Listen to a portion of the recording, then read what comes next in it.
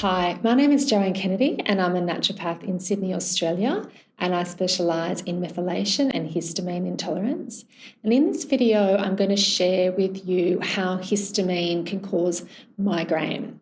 So histamine is part of our brain chemistry. We have histamine in the brain and it's important for certain processes like alertness and wakefulness and memory.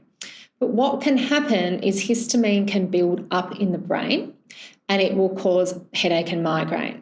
So we need to think about what's going to cause an increase of histamine in the brain.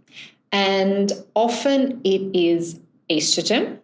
Okay, so if you have issues detoxifying estrogen and it gets into the brain at levels higher than they should be, it will increase histamine in the brain. It will cause migraine. And often women are getting migraines at ovulation when estrogen's soaring, or just before their periods when the progesterone drops, leaving estrogen unopposed.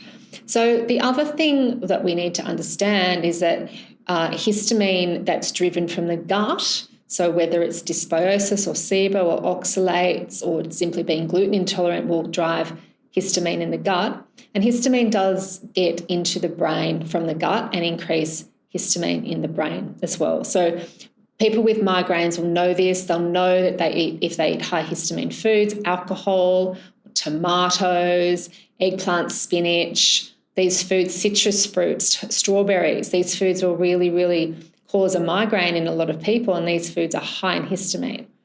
Okay, so we need to understand that with migraine, we need to ensure that we are reducing all the histamine that's coming from the gut. So we need to be treating the gut.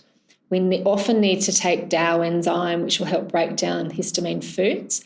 And for women, we really need to be working on estrogen detoxification. So that actually entails methylation. So we need to ensure methylation is working correctly, as methylation detoxifies estrogen through the liver. You need to make sure your gut is working because you need to detoxify estrogen through the gut. And the catch with this is that if you have high histamine driven from the gut, it actually stimulates the ovaries to release more estrogen. Okay, so it's quite a vicious cycle. Okay, so with migraine, we're really looking at diet, we're looking at gut, we're looking at estrogen detoxification and methylation, and doing all these things can often provide a lot of relief for patients with migraines.